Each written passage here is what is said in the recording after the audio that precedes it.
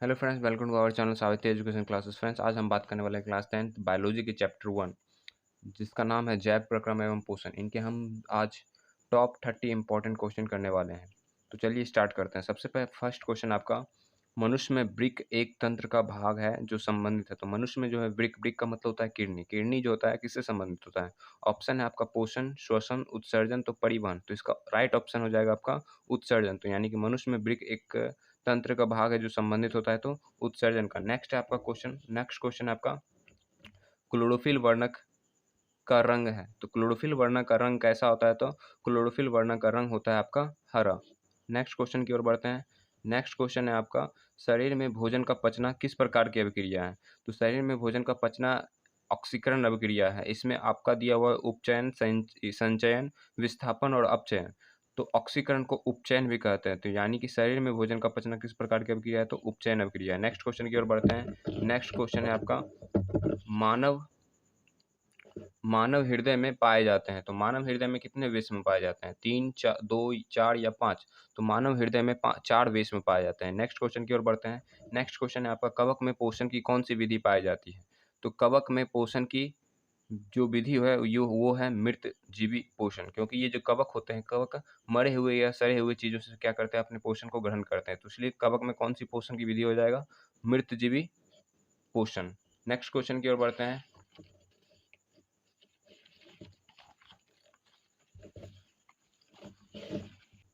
Next question है आपका, resin एवं गोंद कहाँ संचित रहता है? तो ये रेजिन एवं गोंद जो होता है ये आपके पुराने जाइलम में संचित होते हैं। यानी कि पौधे के पुराने जाइलम में क्या होते हैं? रेजिन एवं गोंद संचित होते हैं। अगला क्वेश्चन है आपका, रक्त क्या है?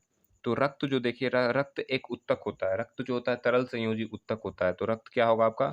उत्तक होगा। निम्नलिखित में कौन उत्सर्जी अंग है? तो यही फर्स्ट क्वेश्चन जो है रिपीट हो चुका है। इसका मतलब क्या हुआ कि फर्स्ट क्वेश्चन जो है काफ़ी इंपॉर्टेंट क्वेश्चन है।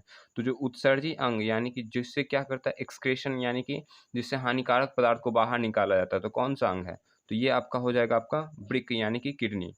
नेक्स्ट क्वेश्चन है आपका, मत्स्य मत्स्य का मुख्य श्वसन अंग है। तो मत्स्य का मुख्य श्वसन अंग होता है आपका वो गलफड़ा होता है, जिसको हम क्या कहते हैं? गिल्स कहते हैं। क्या हो जाएगा इसका right answer? Gills. Next question है आपका, नेक्स्ट क्वेश्चन है, तो नेक्स्ट क्वेश्चन आपका, पौधों में गैसों का निष्कासन के लिए किस क्रिया का उपयोग होता है? तो पौधों में जो गैसों का एक्सचेंज होता है रंध्र के द्वारा, तो वह क्रिया है आपका विसरण विधि द्वारा। किस विधि द्वारा? तो विसरण विधि द्वारा। नेक्स्ट क्वेश्चन की ओर बढ़ते हैं। नेक्स्ट क्वेश्चन है, पौधों में वाष्पोत्सर्जन, ये वाष्पोत्सर्जन है, ये क्या हो जाएगा आपका? वाष्पोत्सर्जन। ये आपका वाष्पोत्सर्जन हुआ।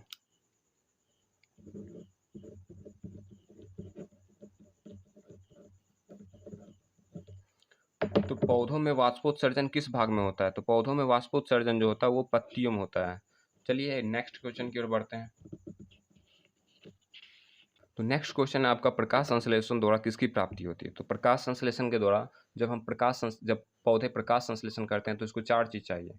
पहला चीज़ हो गया आपका जल, कार्बन डाइऑक्साइड, क्लोरोफिल और सूर्य का प्रकाश। ये 4 चीज़ मिलने के बाद वो क्या करता है? अपने भोजन ग्लूकोज बनाते हैं और साथ में जो है बाय प्रोडक्ट के रूप में यानी कि उपोत्पाद के रूप में ऑक्सीजन मुक्त करता है।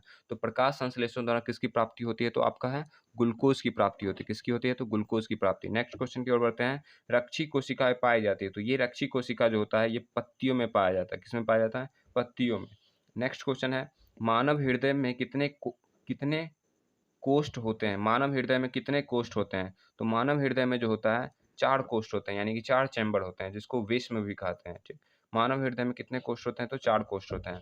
तो मानव में रक्त में उपस्थित, नेक्स्ट क्वेश्चन है आपका, मानव में रक्त में उपस्थित यूरिया, ये क्या लिखा हुआ है? यूरिया लिखा हुआ है, यूरिया। यूरिया की सामान्य मात्रा होती है। तो मानव रक्त में जो यूरिया की जो मात्रा होती है वो होती है आपका 40 mg। कितने होते हैं? 40 mg। काफ़ी इंपॉर्टेंट क्वेश्चन है, पूछा जा सकता है। नेक्स्ट क्वेश्चन है आपका, श्वसन क्रिया के दौरान कितनी कितनी प्रतिशत, ये सब जो है ना टाइपिंग के वजह से ये गलत हो चुका है, तो इस पर ध्यान मत दीजिएगा। तो मेरी बातों पर ध्यान दीजिएगा। श्वसन क्रिया के दौरान कितनी प्रतिशत ऊर्जा ताप के रूप में निष्कासित होती है? तो श्वसन के दौरान जो होता है हमारा बॉडी से 20% ऊर्जा क्या होती है? ताप के रूप में क्या होती है? निकलती है। नेक्स्ट क्वेश्चन की ओर बढ़ते हैं। नेक्स्ट क्वेश्चन है आपका, पौधे के वायवीय भाग में जल के निष्कासन की क्रिया क्या कहलाती है? अब देखिए जब हम सुबह-सुबह जब हम कहीं फील्ड या फिर कहीं मैदान में टहलते हैं तो वहाँ पर देखते होंगे कि आप जो है पौधे के ऊपर छोटे-छोटे बाल सॉरी छोटे-छोटे पानी आ जाते हैं, यानी पानी की बूँदें आ जाते हैं। तो ये पानी की बूँदें जो होता है ये वाष्पोत्सर्जन के कारण आता है। तो पौधे के द्वारा जो होता है, पौधे के वायवीय भाग का मतलब हुआ रंध्र। वायवीय भाग का मतलब क्या हुआ? रंध्र। रंध्र में जल के निष्कर्ष की क्रिया कहलाती है, यानी कि बाहर निकलने की क्रिया क्या कहलाएगी आपका? वाष्पोत्सर्जन। ये क्रिया क्या कहलाती है? वाष्पोत्सर्जन। चलिए नेक्स्ट क्वेश्चन की ओर बढ़ते हैं।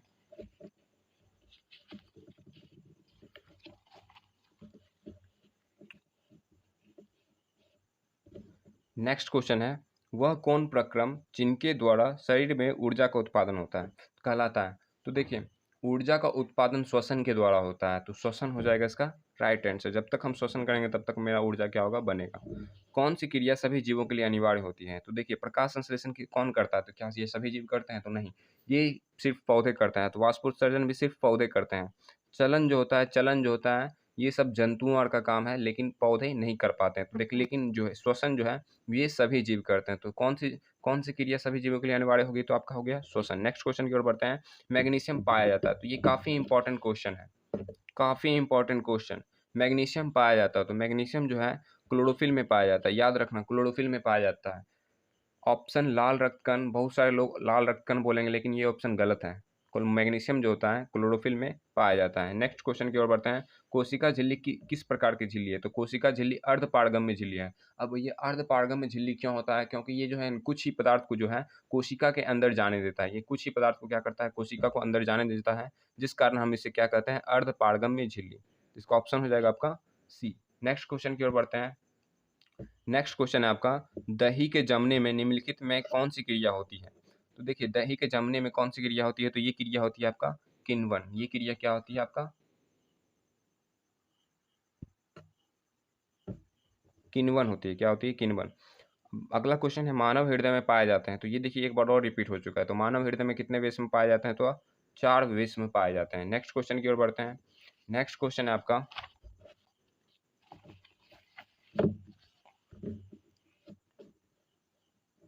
नेक्स्ट क्वेश्चन है, मानव में डायलिसिस थैली है। तो देखिए डायलिसिस का मतलब होता है अपशिष्ट पदार्थों को बाहर निकालना, यानी कि समझिए हानिकारक पदार्थ को क्या करना? बाहर निकालना। तो ये हानिकारक पदार्थ को बाहर कौन निकाल रहा था? तो ये निकाल रहा था आपका ब्रिक। ये कौन निकाल रहे थे? तो ब्रिक। तो ब्रिक का एक इकाई होता है, यानी कि ब्रिक जो है ब्रिक का एक इकाई होता है जिसको हम क्या कहते हैं? नेफ्रॉन। क्या कहते हैं? नेफ्रॉन। ठीक। तो यहाँ पर मानव में डायलिसिस थैली है, तो डायलिसिस किस चीज़ की थैली है? तो नेफ्रॉन है। क्या है? नेफ्रॉन।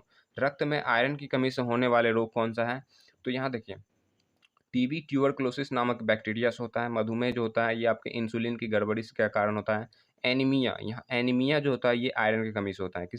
कौन सा रोग होगा? एनीमिया। आयरन की कमी से कौन सा रोग होते हैं? एनीमिया। नेक्स्ट क्वेश्चन है, स्वपोषी पोषण के लिए आवश्यक है। तो मैंने बता दिया था स्वपोषी यानी कि प्रकाश संश्लेषण के लिए क्या क्या चीज़ जरूरी है? तो ये 4 चीज़ चाहिए हमको। जल चाहिए, कार्बन डाइऑक्साइड चाहिए, क्लोरोफिल चाहिए और सूर्य का प्रकाश चाहिए। तो इनमें देखिए स्वपोषी पोषण के लिए आवश्यक है, तो क्या हो जाएगा आपका? उपयुक्त सभी। नेक्स्ट क्वेश्चन है आपका, पायरुवेट के विखंडन से यह कार्बन डाइऑक्साइड जल तथा ऊर्जा देता है।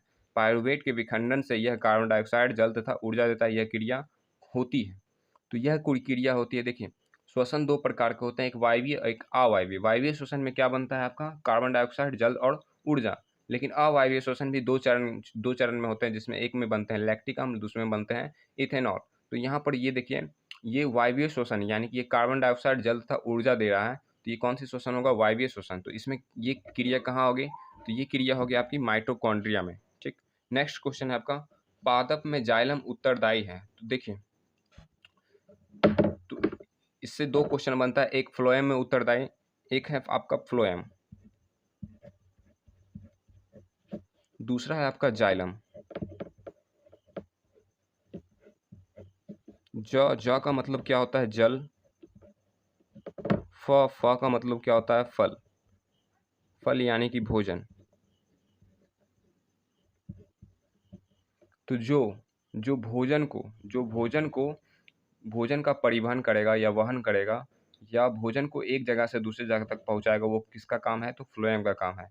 और जो जल जो है एक जगह से दूसरी जगह तक पहुंचाएगा या फिर परिवहन करेगा, वो किसका काम है? तो जाइलम का काम है। तो इसमें लिखा हुआ है पादप में जाइलम उत्तरदायी है। तो जाइलम जाइलम क्या काम कर रहा है? तो जल का परिवहन। तो इसका ऑप्शन क्या हो जाएगा? जल का वहन। वहन या परिवहन दोनों वर्ड एक ही है।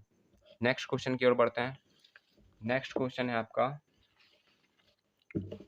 नेक्स्ट क्वेश्चन 29वां क्वेश्चन है, कूटपाद किसमें पाया जाता है? तो देखिए यहाँ पर कूटपाद जो होता है ये अमीबा में पाया जाता है। और एक और क्वेश्चन इसमें बनते हैं कि सीलिया किसमें पाया जाता है? सीलिया छोटे छोटे बाल जैसी संरचना होती है, और ये सीलिया जो होता है ये पाया जाता है पैरामीशियम में। तो लेकिन यहाँ मेरा क्वेश्चन है कूटपाद किसमें पाया जाता है? तो कूटपाद पाया जाता है आपका अमीबा में। यही कूटपाद के कारण अमीबा का आकार क्या होता है? अनिश्चित होते हैं। यही कूटपाद के कारण अमीबा का आकार कैसा होगा? अनिश्चित। नेक्स्ट क्वेश्चन आपका, एस्टोमाटा पौधे के किस अंग में पाया जाता है? तो ये सबको पता है एस्टोमाटा का मतलब क्या हुआ? रंध्र। तो रंध्र पौधे के किस अंग में पाया जाता है? तो ये पाया जाता है आपका पत्तियों में। ठीक, तो ये रहा आपका टॉप 30 इम्पॉर्टेंट क्वेश्चन। अगर आपको यह वीडियो अच्छी लगी हो तो आप इस वीडियो को लाइक करें, अपने दोस्तों के साथ शेयर करें और इस चैनल को सब्सक्राइब करें। Thank you for watching.